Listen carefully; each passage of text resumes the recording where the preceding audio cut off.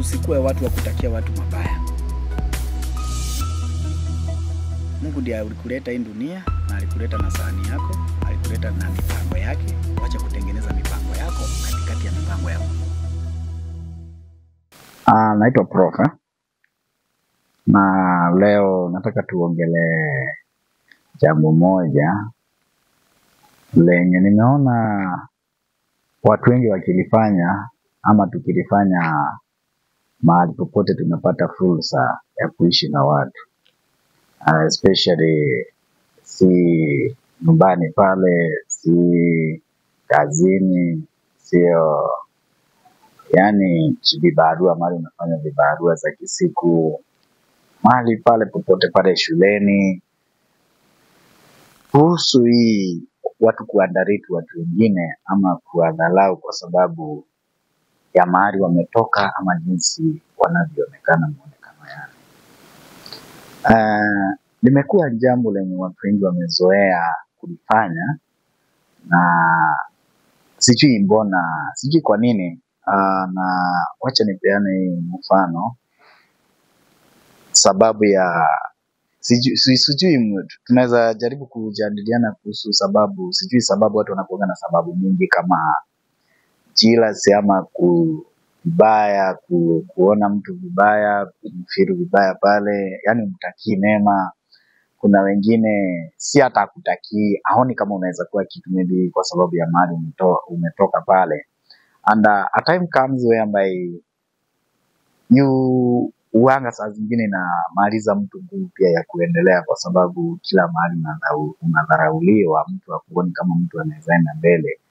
Mpaka mtu akipeana mfano, anapeana mfano, for example kama mtu kama Mureithi pale, yule haezi faulu, yule haezi kuwa chochote kile yani. Maisha nimekuwa wakati, wacha nipeane mfano na mimi wakati tulikuwa tunasoma, I think primary. Kuna wakati kulikuwa na walimu, for example kwa mfano walimu wa pale, kuna wenye wametoka humu tuko, kuna wengine wametoka place tofauti, lakini wote unajua primary walimu wanaletangwa kutoka wakaribuni hapa. So the primary school yenye ulikuwa sisi tumesomea ya Kibaki ama masomo hizi primary public institutions, whereby tulikuwa tunajuana mlango kwa mlango. There's a friend of mine, is still a very good friend of mine. Mahali amezaliwa, alikuwa walimu walikuwa wanamtumia akiwa mfano mbaya kutoka kwa wazazi wake, like from the parents. Wewe huwezi faulu, hata wazazi wako hawakufaulu. Babako aliachia class 3, mamako naye hata kuendelea kazi yake ilikuwa tu kurudi hadi saa hizi kazi yake ni kwenda kwao na kurudi. So every time anatumia kama mfano, alikuwa anamtumia kama mtu kati ya watu wenye hawezi endelea ni wale tu. Familia yenu hamwezi faulu. Hata sister yako mahali yako hakuna mahali anaelekea, anamaliza hata yeye aoleke kama wengine, hakuna tofauti pale. But there is this being, mpaka ikafika mahali yule kijana na brother yake wakaanza kuhisi na akaanza kuona yenyewe anko yetu, anko zetu hawajaendelea, anti yetu hawajaendelea. Babangu yenyewe Kiingereza ajui, kuhesabu pesa ni shinda yani, hata kuhesabu pesa haezi hesabu. Anaenda pale anatumika vibaya, unapata amepewa kibarua ya kulima shamba karibu ekari 1, lakini wanamlipa shilingi 50 na ameilima kwa wiki 2. Unapata mtu ameenda akafanya kazi kwa mtu kwa sababu hajui kusoma pale, anamlipa na maziwa. Ameingia kwa majani chai, akachapa kazi ya majani chai, kilo 20-30 hivi, anamlipa na maziwa kikombe moja, na ni mtu mwenye anaenda anashughulikia familia ya watoto pengine 4 na ako na bibi na kila kitu pale. So huyu kijana kafika pale pa kutojiamini tena. But now because the background are almost similar in rural areas ama mahali sisi wote tumezaliwa, it reached at a point whereby sisi wote tukaanza sasa kuungana, wenye tunajifika hatuwezi endelea na tunaambiwa hatuwezi endelea, na tukiangalia pale nyuma yenyewe hatuwezi endelea. Tunajipata tunaacha kazi, saa zingine class tunaenda kutafuta vibarua za kuaso. Yani 20 bob, 50 bob. Malipo yalikuwa pale malipo duni, yani unafanya kibarua, mtu anakupea kazi ya kukata miti, unakata miti kama 20 na kupea shilingi 100 pale. So na ni kazi umefanya kwa siku 3 siku 4 pale ya siku 3 siku 4. But now back to the kijana pale. It reached at a point, but Mungu ni nani akang'ang'ana akamaliza form 4, akamaliza class 8 I mean. Na kumaliza class 8 hakuna mtu mwenye alikuwa na maoni ama mpango ya kuendelea kutoka hapo. Tulikuwa tunajua ukimaliza shule, ukimaliza class 8 unatahili, unakuwa DC kivyako. Tulikuwa tunaambiwa walimu walikuwa wamezoea. Mnafika class 8 kama kwa sababu mko karibu ya kumaliza, wengine wenu waende wakatahili na wengine hawatamaliza, mkue DC of your own selves. Hata mabibi zinashindwa mtawai toa wapi? Hata sijui, hata mkitafuta, hata mfai kushughulika na vitu zingine, nyinyi mnaenda kulewa pale mtaani kama baba zenu. Kazi yenu ni kulewa na kulala pale mtaani. So it reached at a point whereby class 8 akamaliza class 8, yani kumaliza class 8 hana hope, hana mipango. Wenzake pia wenzake wakaenda wakatahili, lakini yeye mpaka pesa ya mzazi kumpeleka atahili hamna. Hadi pesa ya kujenga nyumba, kujengea kijana nyumba, mzazi hawezi pata. Na tunaongea kuhusu mama kwa sababu baba hawezi. Baba kidogo kuna ugumu pale kwa sababu baba anakuambia anaenda anapewa vibarua, lakini kutafuta analipa shilingi 50, yeye hawezi nunua hata mabati hizo enzi. So pesa ya kutahili inahitajika, ya kumweka kwa nyumba pale, yani hiyo process yote inahitaji pesa, lakini hamna. So inabidi aende aongee na aunti zake na anko zake ndio hiyo pesa ipatikane, lakini ila pesa bado haikupatikana. Akachelewa, akakaa, wenzake wakaenda level nyingine, wakapass the rite of passage, wao wakatahili wakawa watu wazima. And akang'ang'ana, but miujiza kwa shoshi akaenda akatahili. Miujiza ile hapa ni mamake akajikakamua kwa sababu alikuwa mtu wa kujituma, na ni mtu wa kujituma hadi sasa hivi. Akafaulu, akaenda kijana akatahili. So akitahili kwetu, kitahili ama Meru kitahili, tunajuanga hawezi rudia class 8 tena. Tunajua sasa kuna kuendelea na masomo. Lakini sasa sawa umeenda rite of passage, na unajua hiyo ni ile mzazi afai, si kazi ya mzazi tena kukuambia fanya hii, amka au usiamke, enda pa usifanye hivi. Sasa ni jukumu yako. Hiyo ndio tunasema unakuwa DC kivyako, yani unaanza sasa wewe mwenyewe kujipea mawaidha na kuimplement. You instruct yourself, you advise yourself, you do everything for your own self. Now it came to a point of sasa ni kwenda high school ama kwenda high school, of which high school boarding weka X. Hiyo hata hatugefikiria, hakuna mtu angewaza hiyo, me included bwana. Hatuge afford the stuff kama hiyo. So now what we could have thought about, na mzazi chenye angefikiria alikuwa sasa afikirie ataenda shule gani hata kama ni day school. Akaenda pale, shule zikafunguliwa Januari. Kitambo hiyo shule zilikuwa zinaripotiwa za form 1. Form 1 ilikuwa inaripotiwa hapo February, I think kama January. Si kama saizi naona January ilifungua watu wote wanaingia. So hiyo kitambo wanafunzi wanaenda midterm, kijana yake hajaingia shule bado. So kijana yake kaingia akafanikiwa. Sasa this is the funny part. Wakati tulienda kuona results za class 8, aliambiwa kwanza yeye alipatanga huyo mwalimu mwenye ni kama alikuwa anamchukia mbele, ama ni kama yenyewe alikuwa anaona hata faulu. Alikuwa anamwambia utaikuwa kitu. Si nilikwambia hata kupita, hata kama umepata hizi hakuna mahali unaenda, hakuna mtu akukusaidia. Nani atakulipia school fees wewe? Au kuja kwangu ni kuajiri ama kuja nikutafutie kazi kwangu hata kama ni ya shamba?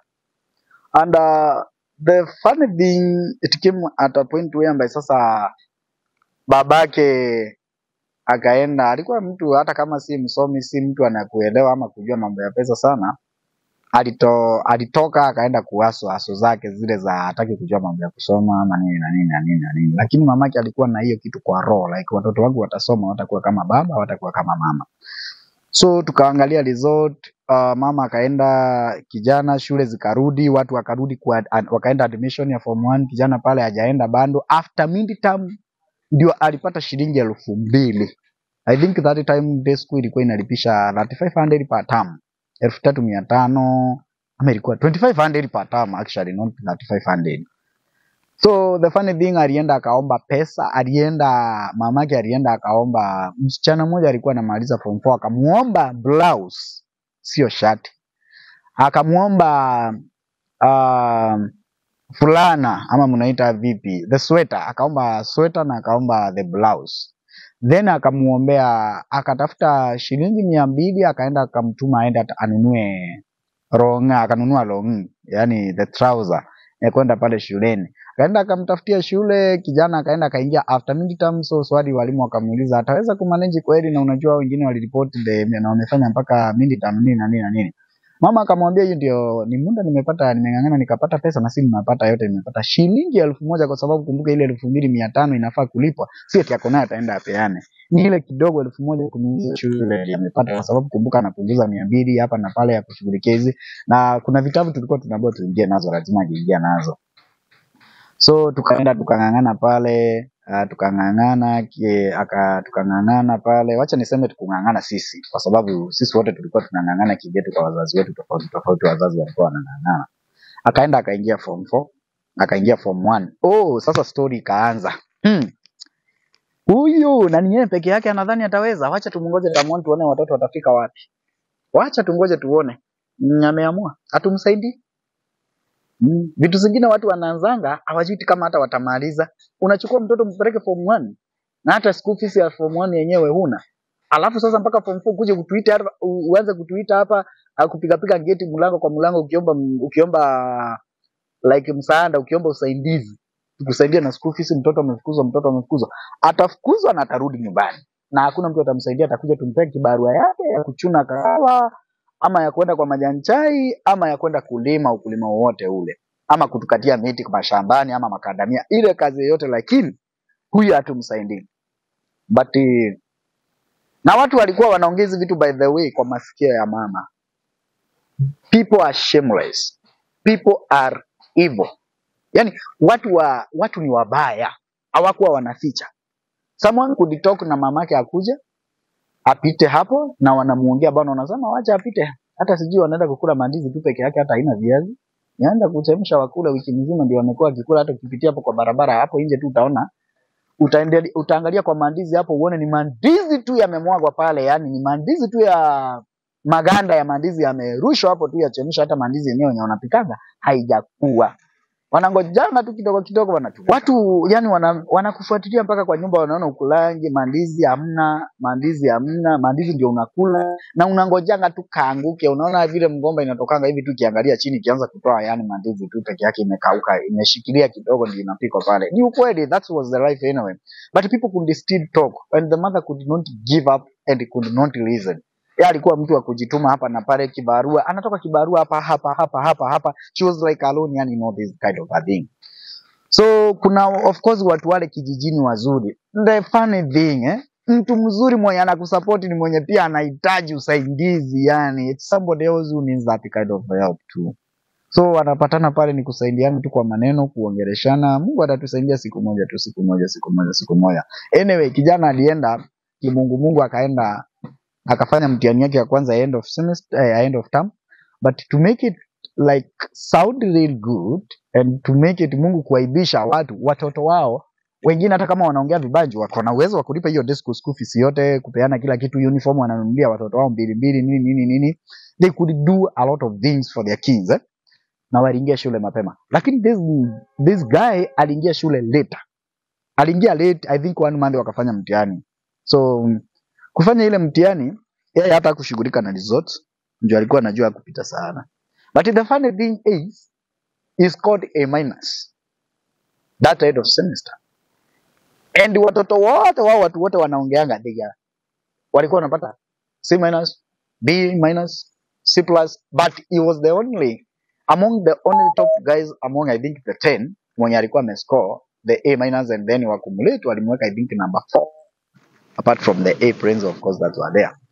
Now, shule ilianza kupata kuona eneo huyu mtu atufai kumwachilia, ni mtu tunafaa kusaidia, ni mtu tunafaa kutuma. So anafukuziwa school fees. So like I was saying, form 4 CET ilikuwa high school, CET ilikuwa rahisi, kulikuwa na kulala njaa mara mingi, and sometimes ukitoka job you can just imagine someone pia anataka to the parents like hata mimi na work, hata mimi najituma, natoka shule naenda nachapa vibarua, kama ni kubeba kuni za factory kupeleka, kama ni kukata miti, kama ni kuchukua kashamba ka wenyewe ulime, hizo vitu zote zilikuwa lazima. Yani unajifanya, sio ile ya like, hii sio ile ya kusema una joke.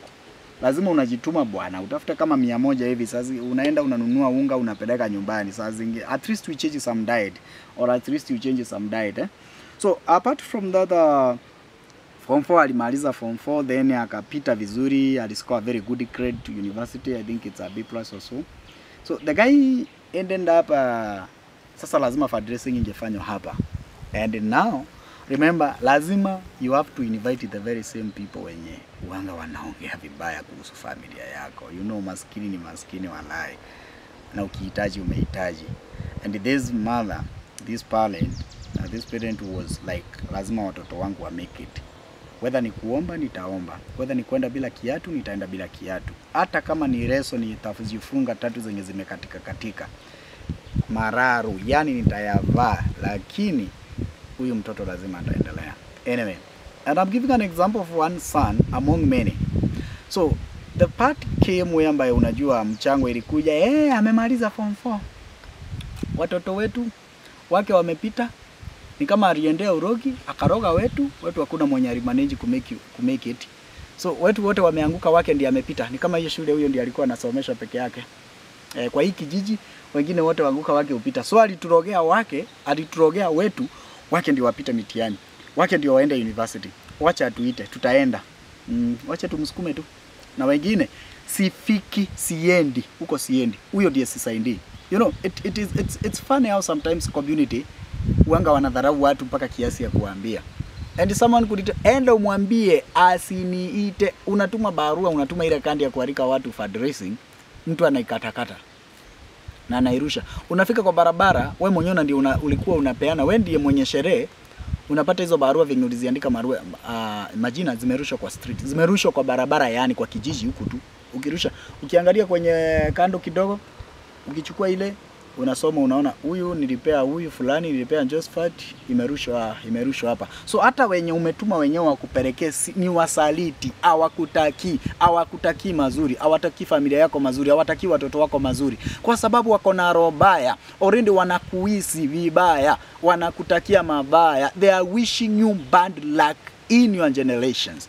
But this really could take them again, aziandike, ajipeleke mwenyewe, aende confirm kama ni mwenye alituma alijipoteza, ama mwenye alitumwa na mwenye alituma, ama ye mwenyewe mwenye alipewa ndiye alijirusha. Anatoka penyewe anatembea kwa kijiji akipeana zile kandi.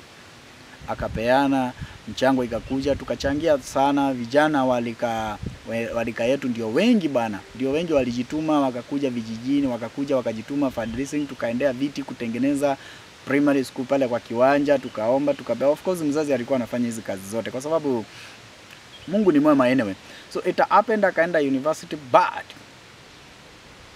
fundraising ilifanya ya kwanza, ndio akaingia, ikalipa school fees, help ikalipa kidogo, lakini maisha, it's more than help, it's more than a fundraising. Kujituma pale unahitaji rent, unahitaji chakula. Unajua huyu mzazi si eti ako na watoto peke yake, by the way, ako na watoto wengine wenye wako nyuma na wengine wako mbele, na kuna wengine walishindwa kuendelea na masomo, lakini kuna huyu mwenye anaenda university, lazima wameamua kumsupport mpaka na brothers zake na sisters zake wote kwa pamoja, alafu kuna wengine wanasoma, you know. So ni ile ya kujituma.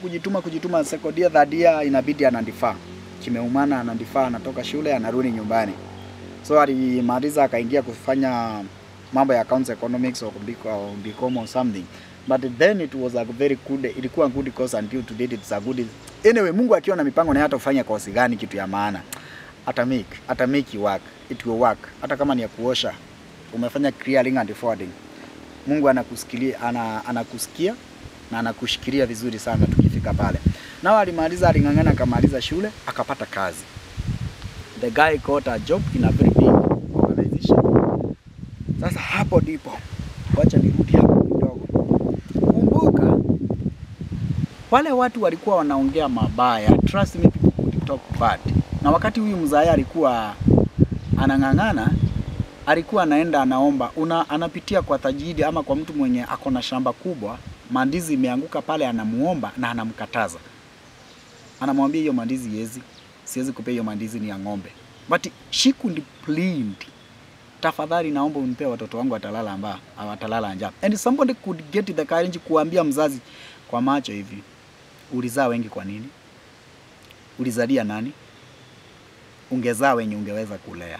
That's somebody's mother. Unaambia hivyo. Na niwaambie, mzae huyu mwingine anafanya vibarua, analipwa tu na kikombe moja ile ya Mark, ndiye analipwa nayo maziwa, anaambiwa apelekee watoto. After kulima siku mzima, after kushinda kwa majani chai, after kubeba fertilizer mifuko kama 10 ya 50 kgs, ile kitu unampea nayo ni 50 bob. Unaona? So huyu mama naye akiomba, unamuuliza ulizalia nani? Hata kuangalia bwana mwenye ulikuwa unazalia, hawezi pata pesa, hawezi pata kitu ya kufanya.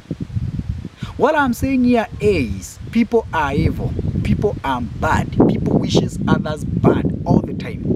But Mungu ni nani? Nilikwambia 70% of this ya watoto wao wazazi au watu utakia watu wabaya, they never make it in life. Kwa sababu kuna watoto wale wazuri vyenye nilisema, they are good children wenye usupport au watu chini ya maji, and they really do support wholeheartedly. Lakini anakuambia ndio mzae sijue, wewe jitume. So, fanyia hapa, mimi tukifika tujuani. Inabidi yani watoto mpaka wakosane. You create even a bridge between the children. Sisi wenyewe tunasema kuna social class. We are the people who created this social class from the household level. Yani huyu ni watajiri, huyu ni wa maskini, na wafai kuongeleshana. Unapata kwa sababu yani brothers zako watoto wao wako sawa na sisi ni maskini, hawafai kuongeleshana wajuani. Why do we wish that? Why do we wish our children waendeleze na chenye nyinyi wazazi mlianza wenyewe? That is evil, that is insane, that is shameful. So unapata pale watoto wetu kwa sababu waliamua kuturogea wake wasome na wake wafanye mazuri, waendelee, wacha waendelee, there's no problem.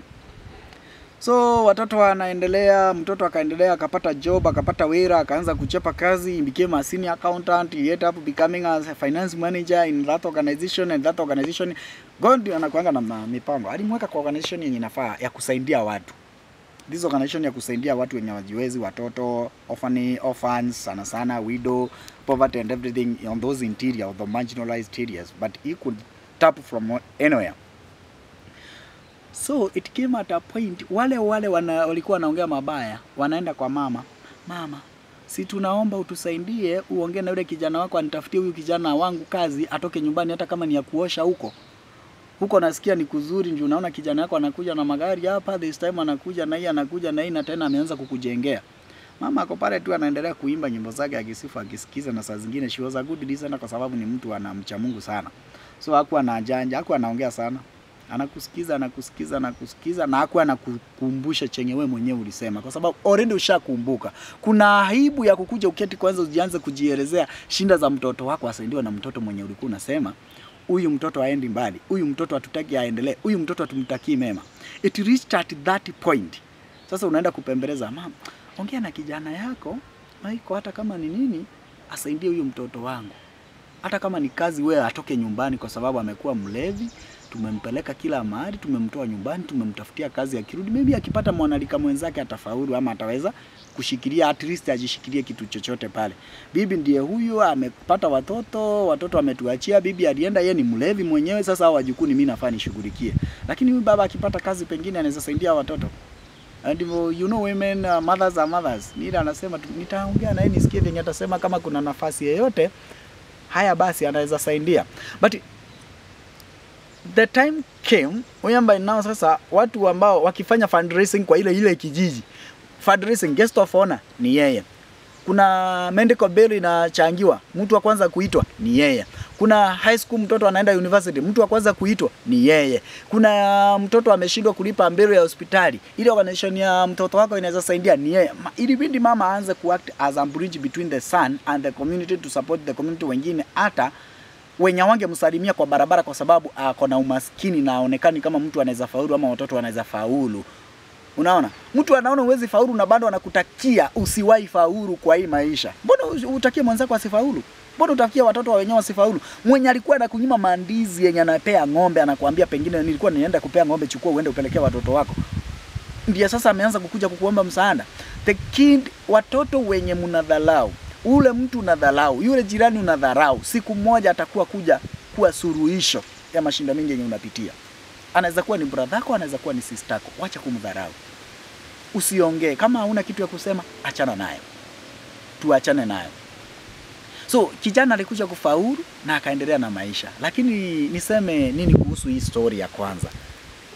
Cha muhimu, funga masikio, uache kuwasikiza adui zako, wako kila mahali.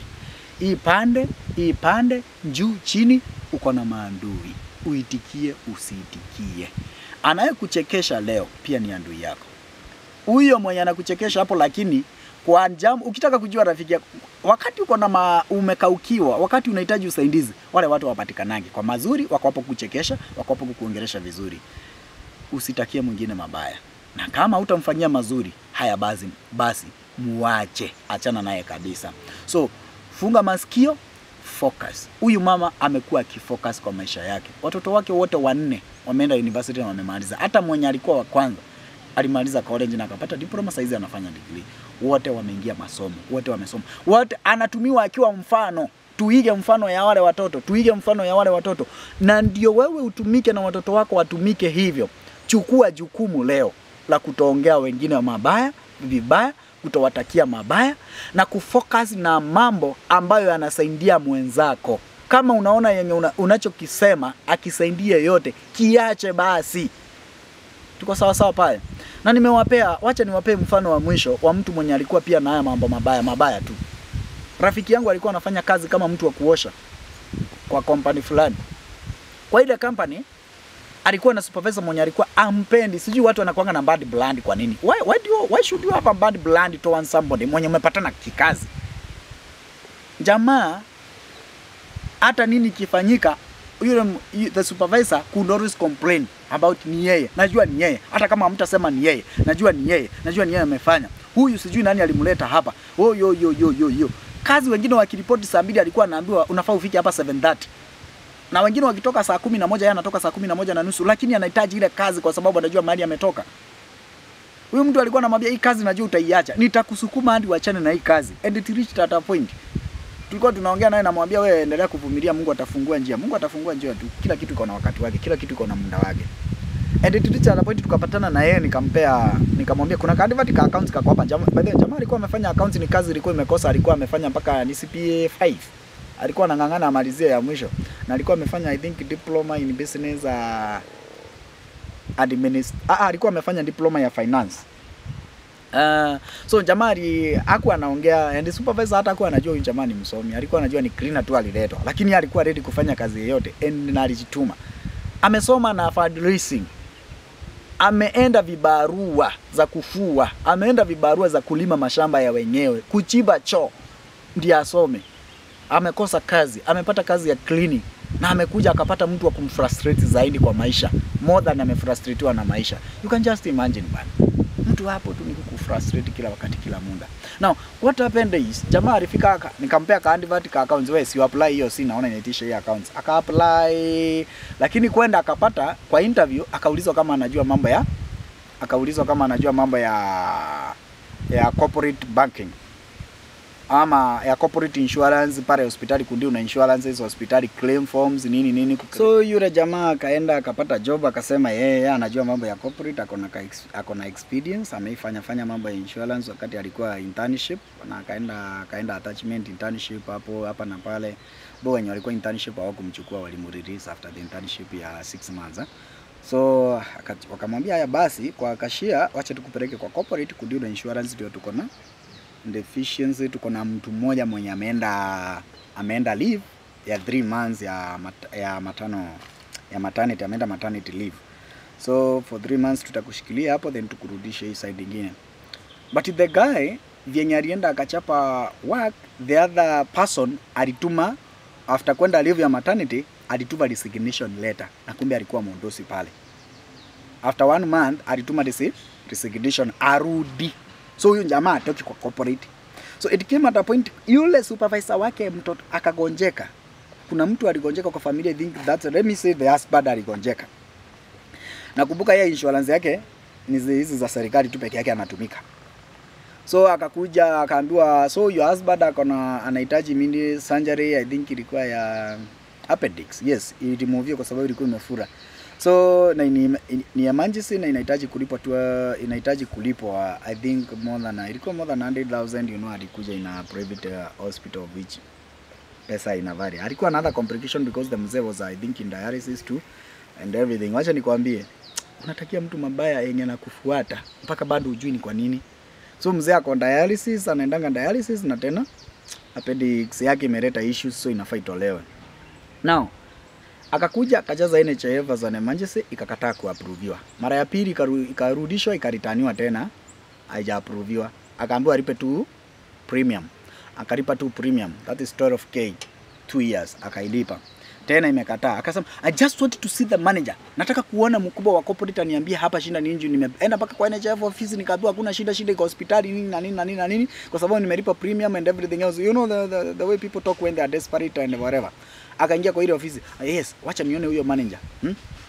So yeye anaongea na mtu huku nyuma na mzee wake huku nyuma akimwambia wacha nione huyo manager aniambie hata yeye kwa hiyo hospitali ninalipa pesa zangu. Nalipa pesa nini? Anasahau alipi pesa, anaomba pesa kwa insurance. Na insurance inaweza kataa na ikatai. So akaingia yule jamaa amemwangalia. Anaongea kuingia tu mtu alipatana naye yule jamaa. Kumbe alifanya hata mondozi. Ashafanya mondozi, yeye ndiye amesimamia.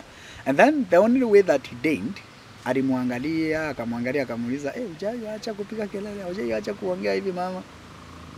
Mama hakuongea. Sasa amefika kwa mtu anafaa msaidie. Na anajua chenye amemfanyia maybe for the last 2 years kwa kazi yenye alikuwa supervisor wake. But the guy was a good one.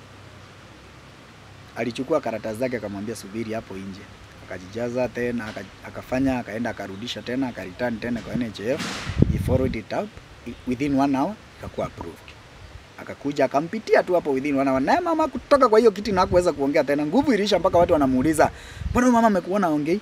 Like na ametusumbua hapa outpatient, tukampeleka kwa account, amesumbua, tumempeleka tumeleta kwa ofisi yako, ametulia hivi na ameketi hapo nje na aongei, hata mzee wake aongeleshani, wametulia venye hata walikuwa anasumbua hapa. What is happening? Akamwambia sasa nimemuongelesha tu kama client wengine, nikamwambia tulia, ngoje tutasolve problem yake. Anyway, they solved the problem within 1 hour. Na everything went well. And the guy alianza kuana I think 6 times venye alikuwa analipwa as a cleaner, I think 25,000. Yeah, alikuwa analipwa 25,000. So alikuwa amesimamia department fulani, so alikuwa analipwa 25K. He was paid almost 6 times as a corporate officer. So alikuwa in charge. Now what happened is this woman alikuwa amefuatwa na mashinda mingi, alikuja kulia rais, amefuatwa na mashinda mingi. Pesa zenye anachukuanga zote anaanza kupeleka mzee hospitali. Na kumbe yule mama pia ako diabetic. Hata yako na sukari. Njoo zile pressure anajipea vitu zingine. So all the pressure zenye anatoa kila mahali. And then the question that kept rolling in our mind was, alikuwa anatakia wengine kweli mazuri huyu kutoka mwanzoni. No wonder yanaanza kutokeleza. Aliongea kama alipeleka huyu jamaa vigumu hivi, maisha ikawa ngumu kazini. Na watoto wa wenyewe kijijini alikuwa anafanyia vipi? Watoto wa watu wengine alikuwa anaongea vipi? Alikuwa anashughulikia wengine kweli? She is a bad person, she is a bad woman. And shame on everyone who wishes watu wengine mabaya. Ama wanatendea watu mabaya. Ndio wafrustratiwe kikazi, ndio wafrustratiwe kimasomo, ndio wafrustratiwe hata kwa familia na brothers zao na sisters zao. Shame on you. Na ni wakati wa kwenda ujirudie mwenyewe, ujiulize unafanya nini. So, let me say this. Tusitendee watu mabaya, tusiwafanye mabaya, tusiwaongee mabaya, kwa sababu aijuaye kesho yao ni Maulana. So wacha tusikue watu wa kutakia watu mabaya. Mungu ndiye alikuleta hii dunia na alikuleta na sahani yako, alikuleta na mipango yake. Wacha kutengeneza mipango yako katikati ya mipango ya Mungu. Wacha kutengenezea watoto wa wenyewe mipango yako. Wacha kuishi watu wengine, brother yako, sister yako mabaya. Wacha kuishi student mwenzako mabaya. Wacha kuishi mfanyikazi, your colleague mabaya. Kwa sababu hayakupeleki mahali. Ile mshahara analipo, hata akifutwa kazini hautaongezewa. Hiyo ni uongo. Ni mwingine ataletwa na kwanza atalipwa mshahara mkubwa kukuliko. Pale nyumbani unapigana na brother yako, haja ni gani? Kuna nini? Unapigana usipite hii mpaka, usipite hii mpaka, na mtoka kwa tumbo ya mama moja. wacha tupendane, wacha tukae kwa amani, wacha tukue watu wa kuongeleshana, kusupport one another. Nipate na kabiashara kangu kuuza nyanya pale, nisaidie, ni support na roho mzuri. Usiniletee 20 bob yenye merogwa, usiniletee shilingi 20 yenye merogwa. Wacha kuona watoto wangu wakitembea nyumbani, unajaribu kutafuta njia yoyote ile uwafikie, uwape kitu yenye tawapoteza memory zao mpaka akili zao zinazima. Unafanya hivyo kwa nini? Hamna haja. Kama unataka kwako kuendelee, lazima uishi wengine waendelee vizuri. Kama unaombea wengine, unaombea watoto wako mazuri, anza na kuombea wa majirani. Anza na kuombea wale wenye ujui kwanza. Then ndio haya mengine yaendelee salama kwako. Wacha kuishi familia zingine mabaya na kwako unategemea ama unangoja bwana na bwanako na bibia na wewe na bwana yako ama bwanako na wewe muishi maisha mazuri. Mtaishi maisha mazuri aje na wewe mwenyewe unatakia wengine mabaya? Tusikue watu wa kutakia watu mabaya.